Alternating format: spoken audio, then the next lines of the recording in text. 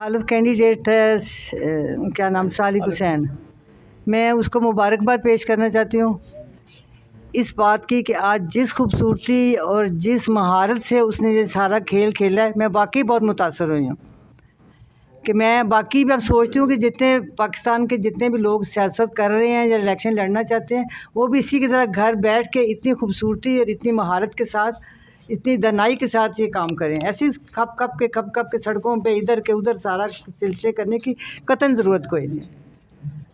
उस लड़के ने, मेरे भतीजे ने घर बैठ के इतनी खूबसूरती से ये 3-4 दिन में जिस तरह उसने सारा रिज़ल्ट चेंज किया है, वो ये मैं कहती हूँ दाद देनी चाहिए उसको। और आज जब मैं वहाँ बैठी देख रही थी, हमारे जो थे ना वहाँ आर.ओ. साहब, क्या नाम है उनका, नहीं हैदर अब्बास, वो बेचारे पिछली दफ़ा भी बड़े न्यूट्रल रहे हैं, अब भी वो बड़े उस पर कायम थे। शुरू में जब हम बैठे हैं, आमर साहब थे वहाँ, हम बड़े अच्छे माहौल में बैठे रहे हैं। उसके बाद जब वो आया DPO, उसने आके अपने बॉस के ऑर्डर के मुताबिक ऐसा पलटा किया हर चीज़ का, बड़े अच्छे माहौल में, वो भी गपशप करके हंस हंस के चीज़ें करता जा रहा था। ये आमर राव के साथ भी इसके लिए करता रहा था। और उसके बाद उसने जो उसको फ़ोन पे फ़ौरन ऑर्डर आ रहे थे, उसके मुताबिक वो अपनी चीज़ें कर रहा था। लेकिन बड़ी वो भी, मैं कहती हूँ उसकी भी बड़ी महारत है, उसका एक्सपीरियंस खैर बहुत ज़्यादा हो गया ऐसे कामों का।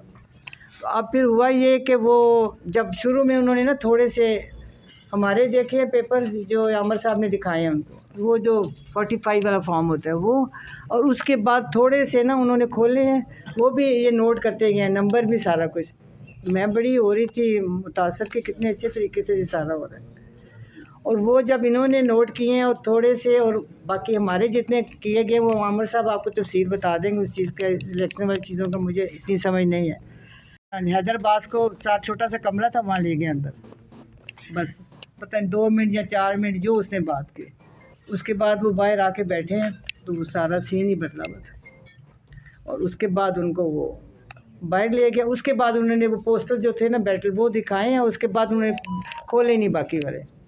ये आमर साहब इसरार करते रहे कि आप बाकी अपने खोल के दिखाएं उनको, जितने खोले हैं उसमें से। अब यकीन करें, अगर मेरा था ना, जो भी कुछ होएगा, मैं उसके आपको बता रही हूँ सालिक के, जिधर कटिंग हुई थी, अगर 200 है तो उसके आगे 2 सिफरे और लग गए, 2000 बन गए। अगर उसके 20 वोट थे तो उसके आगे 2 लगाए, 3 लगाए, 4 लगाए, वो इस तरह से सारा बनाते गए। और बड़े आराम से सारी कटिंग करके आराम से पिछले मेरे ख्याल 3-4 दिन में इन्होंने घर बैठ के कराया किया, जो भी वो जाने और इनका अल्लाह जाने। इतने आराम से सारा कुछ मैनेज हो गया। जो 2 दिन हमें वहाँ सड़क पे बिठाई रखे है ना, कुछ उसी में हुआ है, कुछ उसके बाद हुआ होगा कल तक, वो तो वही जाने किस तरह किया ना, क्योंकि इतने ज़्यादा वो थे। आप देखें ना, मेरी लीड देखें जो अब मेरा 1.5 लाख तक पहुंच चुकी है। वो दूसरे डाक वाले और वो जेल वाले सारे डाल डूल कर, इसके देखें आप, तो कोई दुनिया में इस चीज़ को मानेगा कि कितना उसका बनता है। पहले 70 था, नहीं उसका 30,000, अब टोटल अब उसका 29 या 30 पे चला गया हुआ। और मेरा देखें अब 1.5 लाख पे।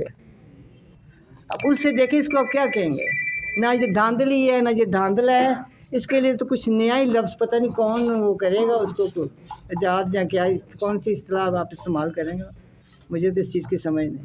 अब दुनिया से उठा के वो गिनती का तो कुछ बनता ही नहीं है। वो ये काम कर लिया, गिनती किससे करानी है और कैसे होनी है, आप ये बताएं।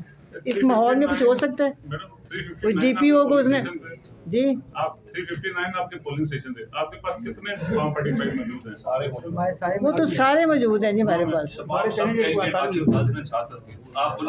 पहले ये बताएगा कि क्या आप ये सुप्रीम कोर्ट का केस लेकर जाएंगे? ये हम अपना लाए अमल आगे बनाएंगे उस चीज़ को, तो अब नहीं, क्या फिर आगे होएगी। नहीं, इंशाल्लाह ताला जहाँ तक भी अल्लाह को मंजूर हुआ हम जाएंगे। वो तो अल्लाह की मदद हमें चाहिए, और वही है हमारे साथ आज तक।